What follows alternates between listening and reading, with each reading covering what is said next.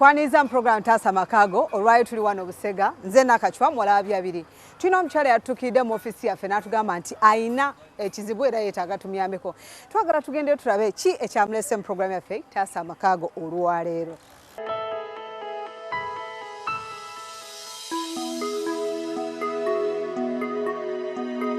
Omukyala tumutuuseko wano e Busega, twagala tumusisinkane tumanye ensonga naye agitubule yamuleta Tasa Makago nga bwe nagambye okusooka. Nyabo gyebaleko. Uli otya leero? Nsabye weyanjira omulabi wa Bukedde TV. Nze mmale tumusime. Mmale tumusime ki tukuleta program Tasa Makago? Era ku Tasa Makago gange. Amaka gabadde ki? Amaka galimu vulugu mungi. Omusajja yaleeta omukazi n'amuteeka mu nyumba yange. Ne tucyankalana. Embeera mbi nnyo nnyo. Bw'oyogera omusajja okuleeta mukyala Makago, gwe n'ovaamu oba mulimu babiri? Tulimu babiri. Amuleeta agambye atya? Okumuleeta yasooka ndowooza nga yakamufuna. N'ancunya ewaka. N'atandika okutunda ebintu ewaka. N'atunda properties zetwalina. Kwegamba ne tubeera bubyawo ne mubuuza ebintu otunda byaki. Yatunda ki ebintu byoyogerako biki byatunda? Yatunda ekibanja mu kyalo, ebibanja 3 mu kyalo. N'abitunda nga talina nsonga gyawa. Bw'agenda kukola bizinesi ne bizinesi zakola nga siziraba. Ng'asula alwana mu nyumba, asula atema nzigi, kwegamba obulamu ne bubeera bubi. Nga bw'olaba nga naawe omuntu gw'olaba nga ebintu bikusobedde. Ne ngamba kansooke ngendeko ewaka. Tulabe omusajja ono n'ajja ebintu tubituulemu. Ndabe lwaki atunda ebibanja ate nga talina gyabiraza. Kati bwe nagenda immediately n'aleetamu omukazi. Omukyala amuleeta gwe toliwo waka? Nga siriiwo. Ng'ogenze mukyala? Nga ngenze mukyala. Nga yakuwadde ssente? Ate yazimpa nanoba. Wali onobye? Sooka otuddiremu kaawo. Sibitegeera. Omwami waleeta omukyala awaka wali toliiwo. Kitegeeza wali onobye n'awasa omukyala omulala. Ate naawe n'okomawo? N'ensooka nemubuuza mpulira mbu waleese omukazi n'agamba ye namuleese. N'ŋŋendako mu fida n'empaaba.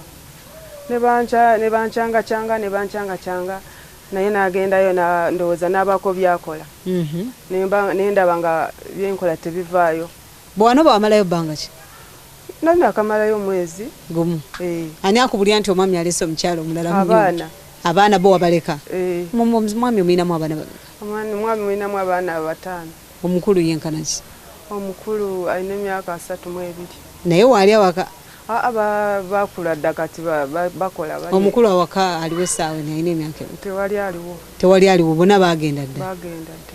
Basinzirawo okubira akasimu okuga nti taata yawasiza omukyala? Yabayita ng'omukyala bwe yali agenda muleeta n'agamba njagala kusinkana abaana bo. Bwe bamugamba amaka ga mukyala wampe taata ogayingira nga bw'osanze. Kati n'amugamba nina okusooka ndaba abaana bo. Ne bayita mbu abaana ne bangamba dadi atuyise mu meeting tetumanyi kyayagala. Mpulira. Bwe baatuukawo nga niwukaaki waali. Ne bankubira. Ani? Nga erina gwaleese awo omupya. Okay. Ne bagenda mu meeting. Abaana ne bamugamba bw'oba oyagala kuwasa kubanga gwe ne mami mubadde mulwananyo naye toleeta mukazi mu nyumba ya mami. Oyogera ku kyokulwana guno mulundi gwakubiri ki ekyabalwanyanga ddala gwe n'omwami wo kuba abaana bamwe bakuze mukulanye ki ekyabalwanya? Ebintu awaka ayonoona ebintu watunda ebintu alina obuzeezeze. Byatunda byani? Byamwe babiri bibye? Byaffe babiri bya famire. Mwabikola babiri? Babiri. Manya property kuliko manya ga mwabiri? Well, kati ng'ebibanja twali tugula piece by piece. Ng'amanya ga mwami? Ng'amanya oluusi ga mwami, oluusi nange waliwo wembeerawo. Kyokka nga zisifaayo. Bw'obeerawo nga mugula obeerawo ng'ani ng'eyazze okubaawo obanga naawe omu ku baguzi?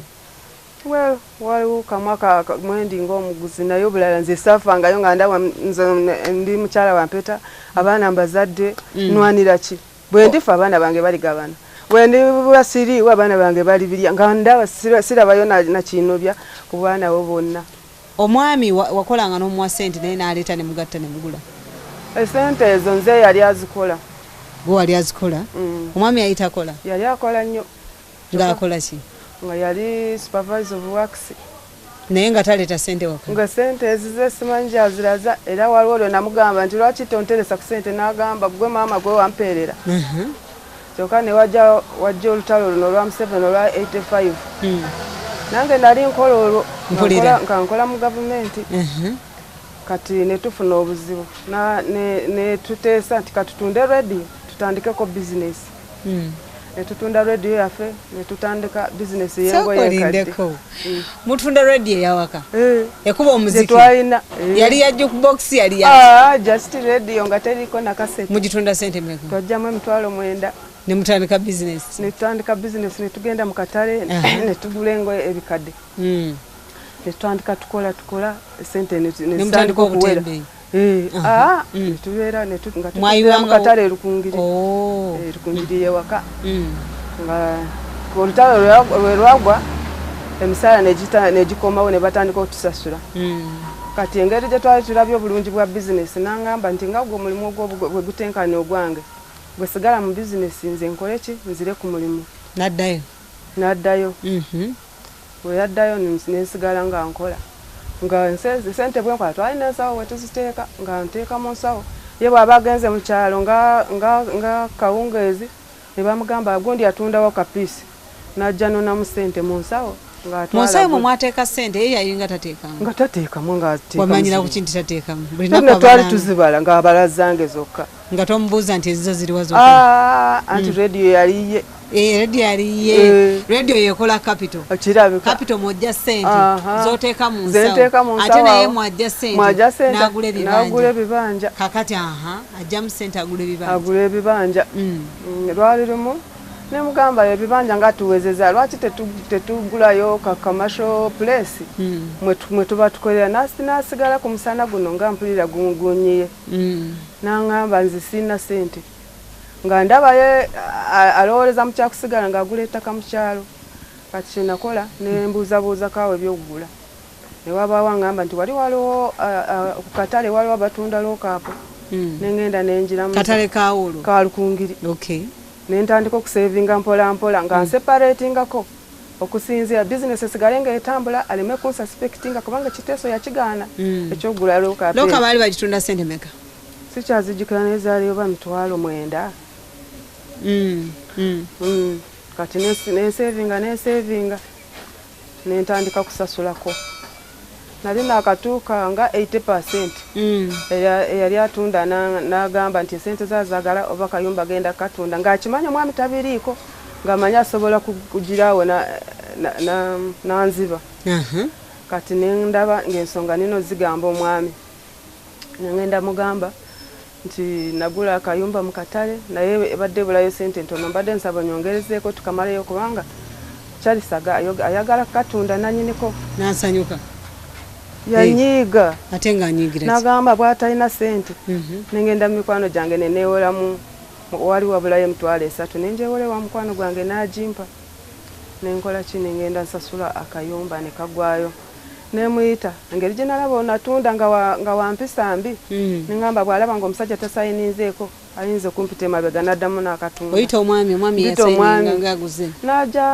ng'atayagala n'asayininga twasula tuyomba ngangamba nkozesa nti esente nga tategedde nemugamba nga nakikugamba kunagamba nakigaana kati bwe bwakya nagenda galawo edduuka lyange kono nali ntandise okupangisa edduuka naliggalawo waliwo taata w'omuto nagenda yamugamba omukazi atandise okunjoga atandise okugula mayumba atandise okukola ki omusajja namugamba aguze mayumba ki nagamba aguze lookaapo mu katale nagamba yakugambako yeyambuulira neŋŋaana namugamba nti mwana wange omukazi atayagala bwavu ng'aba mulungi aguze akayumba akaguze mu katale wano ewaabwe embala kyokka kaguze wano kyokka omuyombesa namugamba nti genda ogulewo edduuka lye nti nze nawasa omukazi owokubiri lwakuba nali saagala bwavu ng'omukulu munafu naye ate ogolaba ate ocunya agoba obwavu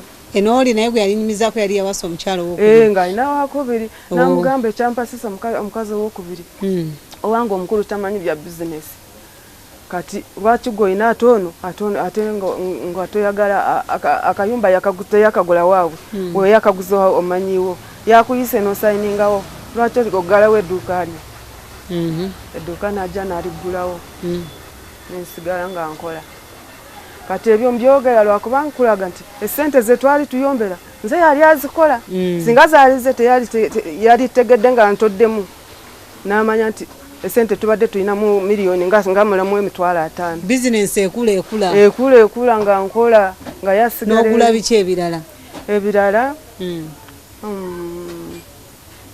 era twasigala tugulaga amataka nga tweyongerayo ne tugulayo faamu waliwo faamu gye nali nagula gye twali twagula nga yatandise okugulako kati ne bajja wabaawo ekitundu kye baali omuntu omulala nga ayagala kigula nga ye bagenze kuzimba eddwaliro samuwe walako nemuyita essimu zaali tezinaba kujja nemutumira nti jangu akatundu ke twali twagala bakatunda nagamba siina sente nze nga nziina ng'olina sente mmeka baali bakagalamu $28,000 nga nina 22 okay nemugula faamu mala gajja faamu najja ne tugigula nemugula ki ekirala ekirala tewali kirala kye twagula okujjako eyo faamu twagitunda ne tuzimba muzimba wa tuzimba mu Lukungiri mu Katale era muzimba kimaka gammwe tuzimba kamasho kamasho emabega residential rentals ne tuzimbawo olimu sente zaatuuka nga nayimiriza omulimu ne mugamba ng'oyimiriza nagamba sente zimpeddeko nomuwa yali 97 nga nkoze season eya Christmas ng'evuddemu bulungi nenkwata obukadde 2 nembumuwa nti kwakomaliriza ennyumba n'amaliriza ne mugamba nti bwendiba nga njagala kupangisa bino byempangisa wenkolera onoonyongerezangako kubanga kiba kyalimu mu mwaka nagamba nti ye ennyumba nazimala naguno gujja sifunangako wadde kizigo kyeneesiiga teyalabirira abaana yali abalabira era nga kyaŋŋamba n'agamba esente nziweerera mu baana naawe ng'olaba we zigenda ng'alina omusaala musava naawe district engineer omusaala gulwawo okujja naye saakifaako kubanga abaana baali bangi ayinza okuba nga yafuna looni nga bwe gujja omusaala ate alina okuba nga asasula amabanja ekyo sikimanyi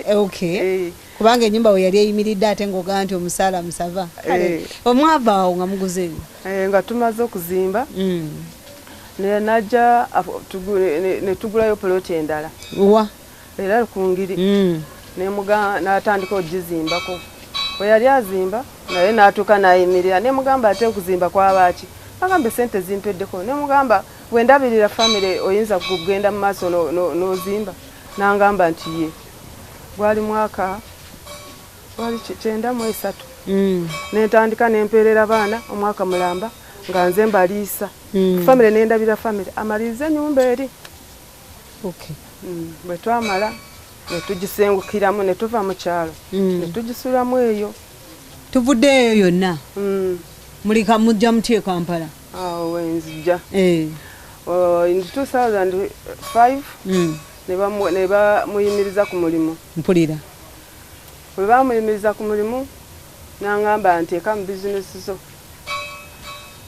kati ne mugamba bizinesi empisa zo za bizinesi nzimanyi tetujja kwatagana bulungi lwaki tokola sikuyiza bizinesi gwe n'ogikola woba olina sente olumuyiza bizinesi ki ne mugamba akole gym kubanga teyaliyo gym ne mugamba kola bizinesi eya gym nze kolo nali nsoma nga ndi ku koosi embalala nga nsoma counseling kati bwe nadda ku ssomero ngenda kudda twali tugendayo wiiki emu mu mwezi mpulira bwe navaayo ngenda musanga nga wakataliwe nembuuza abaana daddi alazeewa mbu akola wa Nshabire yali ng'akolayo ki mbu yakwata sente n'azitwala wa mukwano gwe alina hardware eyali yagwa n'amuwa $5,000,000 baddemu baleete sementi bakole batya bizinesi eddewo bakole bombi